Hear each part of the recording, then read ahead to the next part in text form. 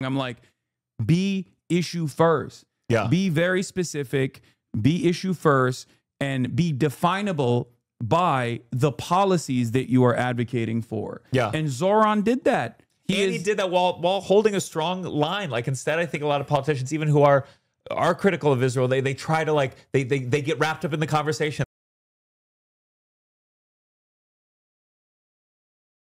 And in bad faith, take your comment.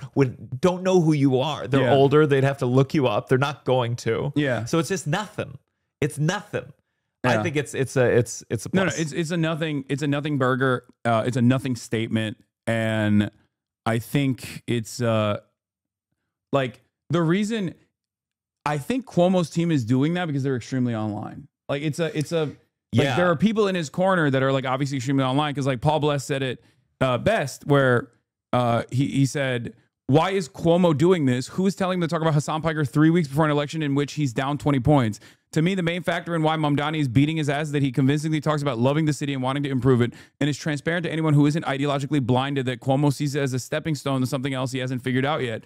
And it's so obvious because like the only thing that does is just like elevate my profile in the eyes of people who had not heard about me from a deeply negative politician. Like a politician with like really, really bad, like it's. They said, why did you lose? And he said, it's the social media. I mean, that means there's nothing else that he took from it. There's nothing else that he learned from it other than I have to pour more money into Gen Z running the Twitter. Like that's insane. It's embarrassing that you've had no more development thought to that answer. None of his answers were good. None of them were inspiring. None of them any vision. And he had so much to answer for. Yeah. And I do think that if you've been in politics a long time, it should be hard to keep running. It should be hard because I don't think it's good to have these politics for 40, 50 years. You should have a record that you answer to, and he couldn't answer to it. And I think that the worse your record is, the harder it should be to get reelected. That's the sign of a healthy system where new things enter. Yeah. And this is a time unlike any other where people are very clearly demanding that. Like they want that change. They want a fighter. They want someone who comes across as more earnest, comes across closer to the average voter. And Andrew Cuomo is everything. He is everything that people despise about American politics, like the institutional rot. And he's compromised. I mean, he's compromised in that. And Trump will hold that over his head. And like, I would have hit that more. Yeah.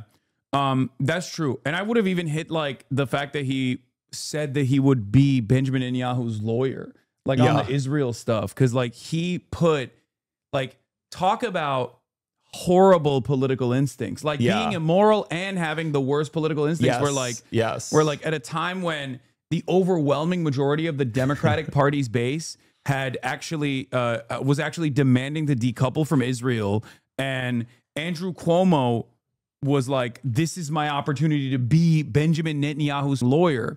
So I think he did bring that up, the Netanyahu's lawyer line. But like, but he would only bring it up so much because it's just like you got to move on from this. The parts that parade question was insane, I know, dude. The parts that I really appreciated, for the record, the parts that I really appreciated in the beginning was when he was talking about like the context of the occupation. I thought that was like unheard of from any American politician. Yeah. The fact that he said like, we're not looking at the context of like how October 7 happened, like something along those lines. That is not only a truthful reflection of events, but it's also unheard of. I've never heard someone say that in any setting whatsoever, like calling it like because it's true. It's crazy that it's like so difficult to think.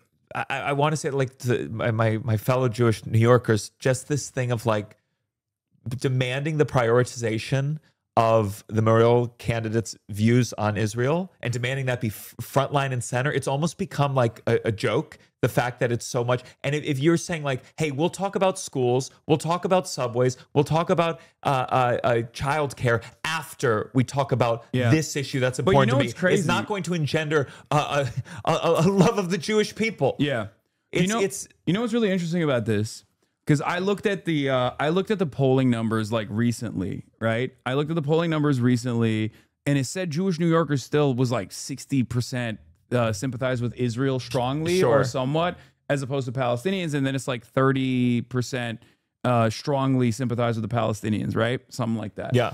And yet Zoran won in the Democratic primary the majority Jewish vote. And what's interesting to me about that is like that, for me, that is the proof that's the proof of concept. That for two reasons. One, regardless of how American Jews feel about Israel, it's not their highest priority. That's number one. And number two is that American Jews, New York Jews, they clearly looked at everything that Zoran was representing and they were like, I want fast and free buses. I don't really like what he's saying about Israel. I love Israel, but like, I want fast and free buses more than... The more time you spend on the subway, the less you think about Israel. I promise you that. So I think that's really important because it's a testament to the argument that I present all the time whenever Democrats come to me and ask me like what to do about this sort of stuff, or the media, whenever they're like, trying to conduct an autopsy on what went wrong. I'm like, be issue first. Be very specific, be issue first, and be definable by the policies that you are advocating for. And Zoran did that. He did that while holding a strong line. Like, instead, I think a lot of politicians, even who are critical of Israel, they try to like they get wrapped up in the conversation. They try to do some kind of balancing. Zoran came up with a very clear line of how he states this. He doesn't believe in the right where there's inequality. And then he goes back every single time, almost obnoxiously so. But it reminds people at home, going like, yeah, that's what I care about. Why would you care about what the potential mayor for New York tells Hamas to do? That's nuts. It's incredibly dumb to like constantly bludgeon over the head of a dude running for New York mayor to be like, oh, what do you think Hamas should disarm? Do you think this? Do you think that? It's like, dude, these are utterly irrelevant in the grand scheme of things. You could be a mayor who condemns Hamas, and it doesn't mean Jews in New York are going to be any safer because you've created a system with. I mean, it's just they're separate things, and he's held his ground. I like, and they trained him. I mean, honestly, he got Colbert trained him a little, and then he got to this, and he had his answers ready. I mean, it was and Cuomo presented nothing else. And I do think that, like I said before, he is very good at liberalizing otherwise like left flank talking points and left flank positions. Zoran is. He doesn't even like play into do you think Israel has a right to exist as a Jewish state, where he goes, Israel has a right to exist as a state for equal parties with equal representation for all people that live there. Because you can't disagree with that. You can't go, no. Liberals can't turn around and be like, how dare you say that? No, it has to be a Jewish ethno state. Then you come across like a asshole. So I think he does a very good job of like repackaging that shit. And I do think that it's Cuomo over for sure after this. Like this. You feeling really confident? I am more worried about Curtis Lewa. Like, I just get so scared to get confident about anything, but I do feel good. No, it was a great showing for Zoran. I think he did a very good job of like showcasing his positions. I think he did a very good job of showcasing his positions. He did a very good job of what he's about, what he's advocating for. All the other stuff, I think, all the other attacks that he was going to endure, his associations with a dangerous criminal, HasanAbi Piker, or his statements about Israel and whatnot, I think he handled very well overall. But like you asked initially, no, my expectation is much worse, because like I thought he could. There was a chance he could just like me. Like I thought he was gonna be like, oh, yeah, I condemn Hasan Piker. I learned about. I cut off all connection to this person. Yeah, like just I unsubbed from the stream. Straight up I lied on camera. This is a preview of more and more millennial candidates. It's gonna be a debate about tweets. It's gonna be a debate about tweets from a certain era. It's also stupid because like when Andrew Cuomo brings that up, like I think even if other candidates bring that up in a similar vein, because like I work with a lot of candidates, and I promote a lot of candidates. Like I have a community full of people ready to go for door knocking and stuff like that, and they were all over the Zoran campaign as well. And that negative association stuff is never going to work for someone like myself, because I'm a polarizing figure for sure. But like people know what my political positions are, no matter how hard like someone tries to bastardize them. And you either, if you know who I am, you either despise me which, you know, there's a smaller group of people who despise me than love me, but they're very loud. Or you're gonna be like, yeah, he's a progressive guy. I like what he's about. I like that he's a fighter, and that's all this is. So the broad majority of the public has no clue who I am. Yeah.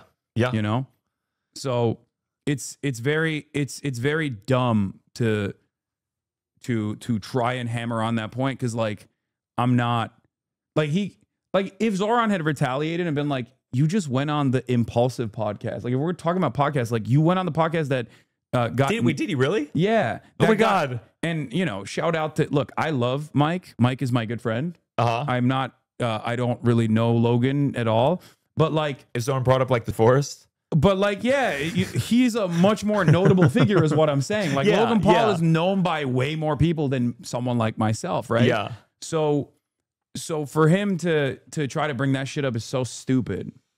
You know? But it just fails. I mean, it's what Democrats did with Trump, and it failed so spectacularly. It's just trying to focus on the associations and not presenting a vision. It's too easy. It feels good in the moment, and you think you got the momentum because the people who really hate it, the people who really hate you or really hate Zoran, they're going to be really loud, and you're going to get this reinforcement of like, this is working. But it's just a small select of people who are riding on their hatred of someone. Yeah, look, you have to present a vision. Like he just went on the Impulsive podcast. You know what I mean? Like, and that's the thing. Zoran didn't go after because he had so much. He didn't have to go after because there's allegations. Yeah. So and he has such little on Zoran. He has to go over someone he likes. It's last tweet in this thread. What is this? Fox News graphic before Zoran interview. I don't think we should have billionaires.